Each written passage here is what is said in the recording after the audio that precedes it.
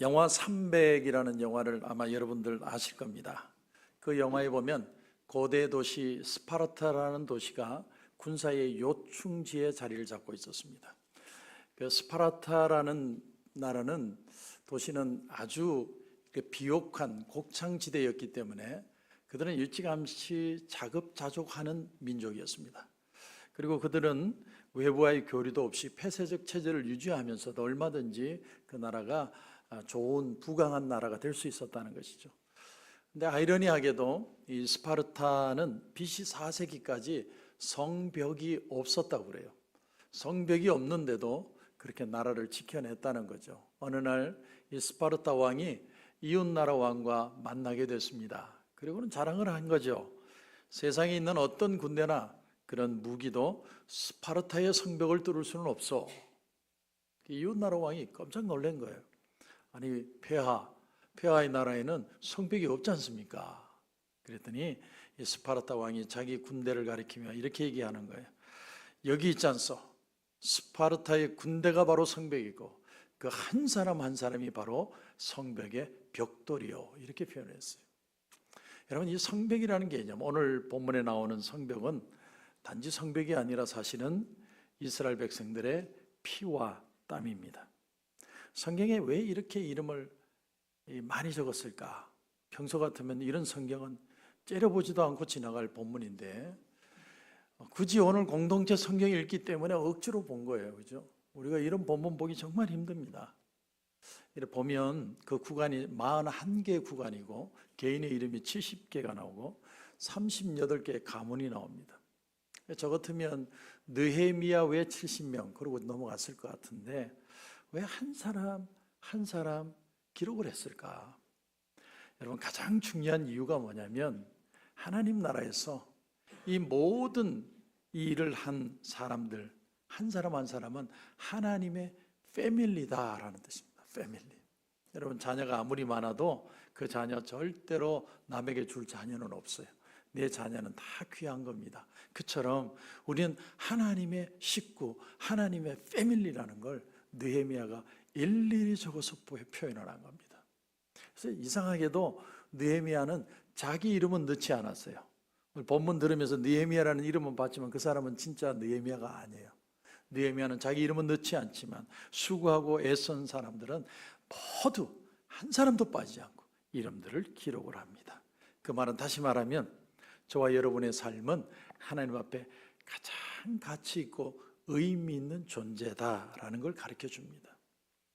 우리가 팬데믹 이후에 교회들이 많이 세상 말로 쪼그라들었습니다. 많이 위축되고 세상이 무슨 소리 해도 말도 못하고 기죽어 살고 왜 이렇게 됐을까? 저는 목사로서 한번 이렇게 고민을 해봤더니 우리가 저 교회는 건물이 멋있어. 저 교회는 교육시설이 잘 돼 있대. 저 교회는 뭐 이런 게 좋아. 찬양이 좋아. 우리가 초이스해서 교회를 나왔습니다. 그런데 그 초이스한 교회를 나오다가 우리의 모든 것들이 다 무너져 버렸어요. 교회도 찾지 못하고 팬데믹 기간에 내가 내 신앙이 좋은 줄 알고 나 자신을 지켜봤더니 여지없이 모두가 다 무너져 버렸습니다. 여러분 기억하십니까? 처음에는 예배 드릴 때 교회라도 소파 앞에 앉아서 넥타이도 메고 양복 입고 다 그렇게 예배를 드리다가 어느 날 보니까 저도 그래요. 저도 반바지 입고 예배 드리고 있어요. 모두가 다 그렇게 변했어요. 우리는 신앙이 좋은 줄 알았는데 그렇지 않더라는 거죠. 여러분, 우리는 이제 우리의 마음이 바뀌어야 합니다. 왜 예배를 드리십니까? 하나님이 너무 좋아서 하나님 때문에 나는 하나님 만나러 왔습니다. 우리가 그 마음으로 바뀌어야만 하나님 나라의 귀한 패밀리가 되는 줄 믿습니다. 그게 바로 느헤미야 3장이라는 거죠. BC 445년 어느 날 느헤미야가 약 900마일 떨어진 저 고국의 예루살렘 성이 회파되어 불타고 있다는 사실을 그 페르시아의 수산성궁에서 하난이라는 동족을 통해 듣게 돼요.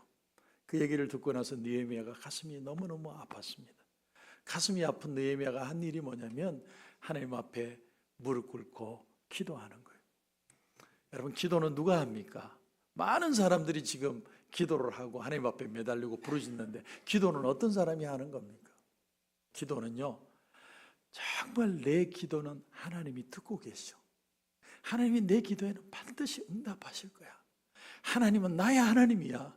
그 사실을 믿는 사람만 기도할 수 있어요. 여러분, 사도 베드로가 우리가 잘 아는 대로 거꾸로 매달려, 십자가에 거꾸로 매달려 이 세상에 하나님 품으로 갔습니다. 왜 그렇게 할 수 있었을까? 부활하신 예수님이 디베라 바닷가에 베드로를 만나러 왔습니다. 내가 네 그렇게 할 줄 알았다. 내가 믿었던 그게 잘못이지. 네가 그런 식으로 사니까 아무것도 되는 게 없어 라고 주님이 꾸짖지 않았어요. 주님은 한마디 하셨어요. 베드로야, 너 나 사랑하니? 너 사랑해? 나는 널 사랑해. 베드로는 그 소리를 들어야만 하는 거예요. 그 소리를 듣지 않고는 다시 일어설 수가 없는 거예요. 그래서 예수님이 부활하신 후에 그 베드로를 굳이 찾아와서 내가 너를 사랑하고 있다는 확인을 주신 거예요. 그 확인 때문에 베드로는 십자가에 달려 죽을 수 있었다는 거예요. 여러분, 900마일이나 떨어진, 여기서 900마일이 어느 정도 될까 가만히 보니까 저 시애틀까지 가야 되고요. 저 또 어디입니까? 까먹었네. 어디 파구까지 가야 한 1000마일 되더라고요. 여러분, 그런 거리를 몇 개월을 걸쳐서 느헤미야가 올 수 있었던 이유는 하나님을 사랑하기 때문에, 하나님의 성전이 불타고 있다는 사실이 가슴에 너무나 아파서 그는 돌아올 수밖에 없었습니다.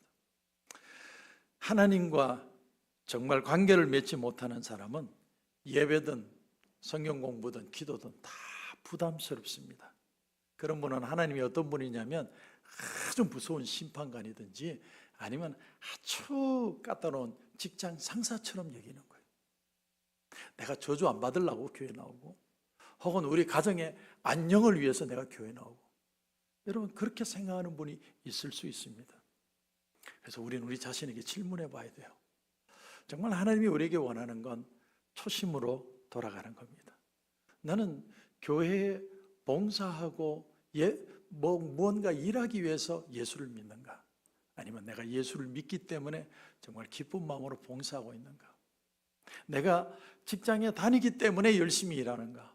아니면 열심히 기뻐서 일하기 때문에 직장을 다니는가? 우리 자신에게 질문해 봐야 됩니다. 오늘 본문에 나오는 이 예루살렘 성벽은 그냥 담벼락이 아니에요. 여러분, 옛날의 성은요 굉장히 크고 우람했습니다. 왜냐하면 적들이 넘어올 수도 없고 또 아군들에게는 방어하기 용이한 자리가 되어야 되기 때문에, 심지어는 성벽 위를 말하고 사람이 마차를 타고 다닐 수 있을 정도로 두꺼워야 돼요. 굉장히 큰 성벽이에요. 그리고 그 성벽만 있으면 되는 게 아니고 성이기 때문에 밖에서 물이 공급이 될 수 있는 수로 시설이 잘 되지 않으면 성은 있으나 마나요.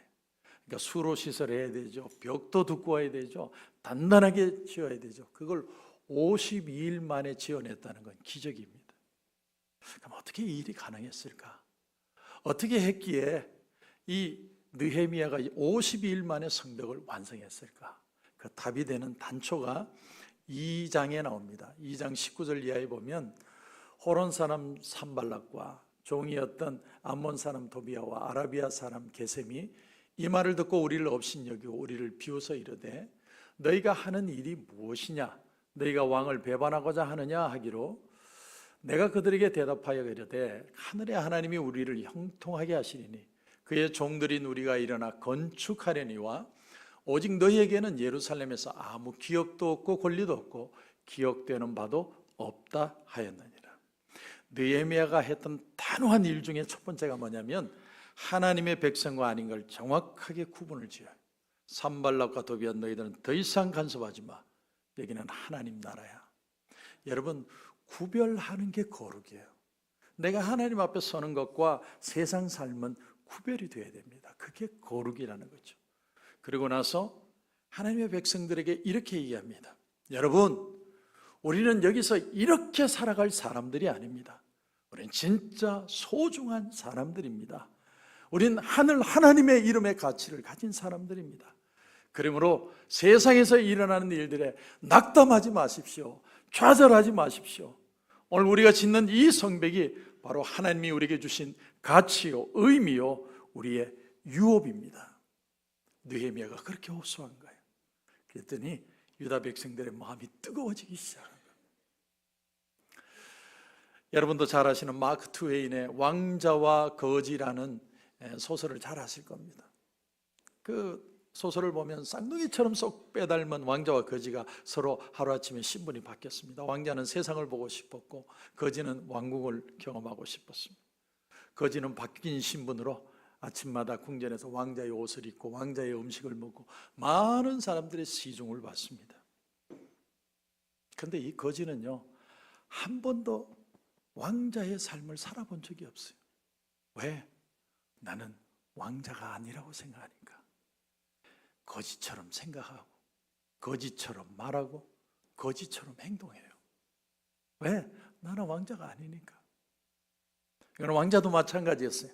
거지 옷 입고 거지 음식 먹고 거지 속을 두루 돌아다니면서 어떤 때는 폭언을 듣고 어떤 때는 두들겨 맞고. 그런데 왕자는 품위를 지키고 당당했어요. 왜? 나는 왕자니까. 왕자기 때문에.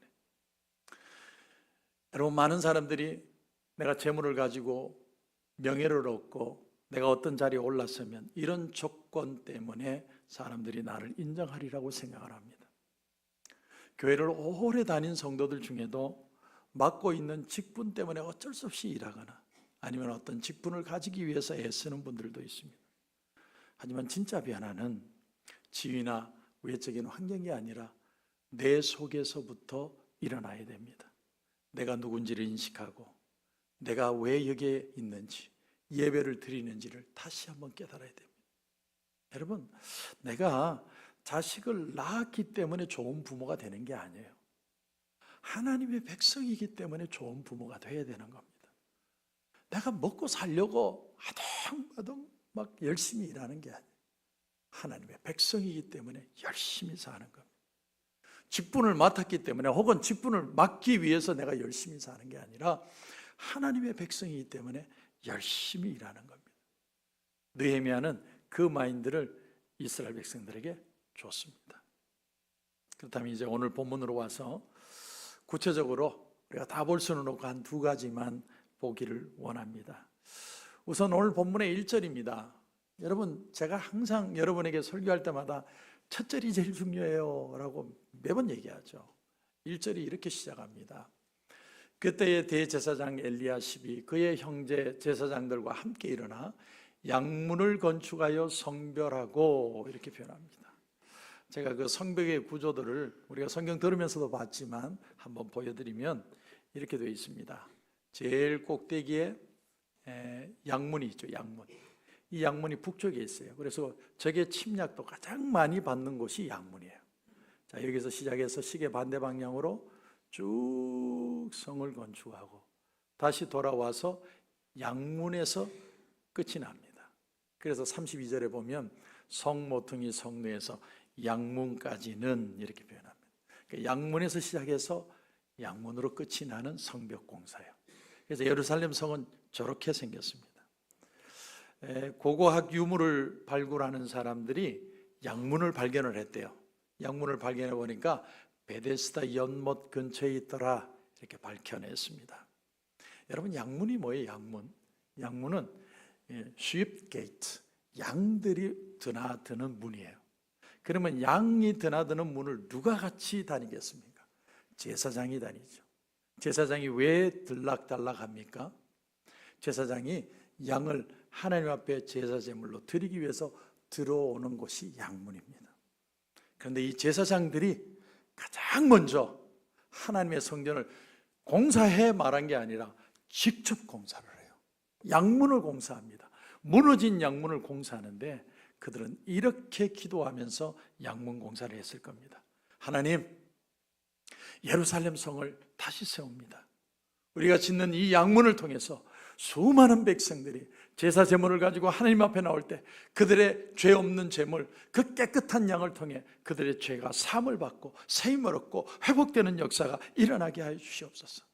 이스라엘의 모든 백성들이 세상 모든 민족들 가운데 하나님의 택하신 백성이요, 예루살렘이 하나님의 사랑하는 성읍이라는 것이 만천하에 드러나게 하여 주시옵시고, 흩어진 주의 백성들이 곳곳에서 재물을 가지고 양문을 통해 예루살렘으로 들어오는 그 축복의 날을 우리에게 허락하여 주시옵소서. 그 고백을 가지고 제사장들이 분연히 양문을 만들기 시작했다는 거예요. 오늘 이 본문이 저와 여러분에게 주는 영적 도전이 뭘까요? 여러분, 우리 신앙은요, 예배로 시작해서 예배로 끝나야 돼요. 교회는요, 예배로 시작해서 예배로 끝나는 거예요. 여러분의 삶이 혹시 메이스업 됐습니까? 막 뒤죽박죽이 되고 힘든 일을 당하고 일 터지고 저 일 터지고, 일 터지면 하나씩 안 터져요. 다다다닥 다 터져요. 그럴 때 여러분 어떻게 하십니까? 양문에서부터 시작해서 양문으로 가는 거예요. 예배로 시작해서 하나님 앞에 다시 서는 겁니다. 우리의 마음을 다시 새롭게 하는 겁니다. 그래서 요한복음 4장 23절에 보면 아버지께 참되게 예배하는 자들은 영과 진리로 예배할 때가 오나니 곧 이때라. 아버지께서는 자기에게 이렇게 예배하는 자들을 찾으시니라. 여러분, 교회든 가정이든 비즈니스든 다 마찬가지예요. 여러분이 지금 어떤 어려운 곤란 속에 있습니까? 마음이 위축되고 있습니까? 좌절하고 있습니까? 절망하고 있습니까? 예배로 오셔야 돼요. 예배로 하나님 앞에 서는 거예요. 창세기 12장 7절에 보면 여호와께서 아브라함에게 나타나 이르시되 내가 이 땅을 내 자손에게 주리라. 자기에게 나타나신 여호와께 그가 그곳에서 제단을 쌓고, 아브라함이 가나안 땅에 들어와서 하나님 앞에 제일 먼저 한 게 뭐냐면, 하나님, 예배합니다. 나는 하나님밖에 없습니다. 그 고백이 베델과 아이로 사이로 옮겼을 때도 또 하나님 앞에 제단을 쌓으니라. 노아가 방주 안에 있다가 땅에 비가 그치고 묻이 드러나고 마른 땅에 나왔을 때 제일 먼저 뚜껑 열고 나와서 한 게 하나님 앞에 제사 지내는 거예요. 하나님이 내게 생명 주시고 하나님이 나의 삶에 존재 가치를 주셨습니다. 저는 저와 여러분이 예배로 다시 한번 살아나는 역사가 있기를 주님의 이름으로 축원합니다. 오늘 1절을 다시 보면 그때의 대제사장 엘리야십이 그의 형제 제사장들과 함께 일어났다, 이렇게 표현합니다. 느헤미야가 제일 먼저 도전을 준 사람들이 제사장들이라. 다시 말하면 리더들이 바로 서야 모든 조직은 바로 섭니다. 우리 교회가 바로 서려면 백목사부터 바로 서야 돼요. 제가 하나님 앞에 예배자가 되고 하나님 앞에 진실한 마음이 되어야 모든 사람들이 일어날 수 있다. 이것이 느헤미야가 첫 번째로 우리에게 주는 도전입니다. 저는 저와 여러분이 모두가 가정에서, 비즈니스에서, 교회에서도 리더십을 가지고 다시 한번 분연히 일어나는 역사가 있기를 주님의 이름으로 축원합니다. 그런데 5절을 보면 이상한 구절이 하나가 나옵니다. 이런 말씀입니다. 그 다음은 두고와 사람들이 충소하였으나 그 귀족들은 그들의 주인들의 공사를 분담하지 아니하였으며, 분담하지 않았다는 건 참여하지 않았다는 거예요. 주인들이라는 건 슈퍼바이저입니다. 그러니까 감독관들의 말을 듣지 않고 우리는 참여 안 한다는 거예요. 두고아가 어디냐? 여러분, 두고아 하면 생각나는 사람이 누굽니까? 구약에 아모스 선지자가 있죠. 아모스 선지자는 뽕나무 농사를 하던 사람이에요. 근데 하나님이 어느 날 평민에게 은혜를 주시니까 북이스라엘에 가서 선지자 역할을 합니다. 하나님이요, 모르긴 몰라도 아모스 때문에 두고아 지역을 축복을 주셨던 것 같아요. 그래서 그 사람들 중에 귀족이 나온 거예요. 귀한 신분들이 나왔습니다. 그러면 하나님을 잘 섬겨야 되는데 이 귀족들은 참여하지 않았다. 왜 안 했을까? 나하고 상관없다라고 생각했기 때문일 겁니다. 이 드고아에서 예루살렘 성까지는요 10마일 거리예요. 10마일을, 그리고 드고아는 높은 고원 지역입니다. 아이고, 아침마다 일어나서 고원에서 걸어가지고 예루살렘 가가지고 일하고 또 걸어서 올라오고, 아이고 귀찮아, 안 해. 귀족들은 내가 신분이 귀족인데 거기 가서 그런 일을 하겠어? 귀족들은 쏙 빠졌습니다. 근데 느헤미야가 매와 같은 눈으로 그걸 체크했어요. 그리고 성경에 적었습니다. 두고와 귀족 빠졌음. 2500년이 지나는 지금까지 설교자들마다 두고와 귀족은 빠졌다고 설교하고 있습니다. 요령 부리면 빠짐. 오늘 이 본문의 키워드는 하나입니다. 우리의 모든 일거수일투족을 하나님이 보시고 계신다. 여러분, 보시고 계시기 때문에 두려워하라는 말만 하는 게 아니에요. 하나님이 나와 함께 하시기 때문에 나는 하나님 앞에서 사는 거예요. 사람들을 보고 사는 게 아니라는 거예요. 하나님이 항상 때를 주시고 일할 기회를 주십니다. 그것은 여러분에게 그런 일할 수 있는 축복을 주시기 위해서입니다. 그런데 두가 귀족이 빠져버렸어요. 놀라운 일이 일어납니다. 놀라운 일이 일어나요. 어떤 일이냐면 귀족들이 빠진 자리에 그 자리를 두고와 평민들이 채워요. 귀족들은 빠졌는데 그 자리를 평민들이 채웁니다. 27절 보시면 그 다음은 두고와 사람들이 한 부분을 중사하여 내민 큰 망대와 마주대한 곳에서부터 오벨 성벽까지 이르렀느니라. 오벨 성벽까지 이르렀다는 말은 무슨 말이냐면 귀족들이 빠진 부분 또 두고와 평민들이 해야 될 부분 다 하고 나서 남의 일까지 도와줬다라는 얘기예요. 여러분, 내일만 한 게 아니에요. 10마일 거리를 저 산꼭대기에서 촌동네에서 내려와서 열심히 일하고 또 올라가는데 자기 일들만 하는 게 아니라 남의 구역까지 다 해줬다라는 거예요.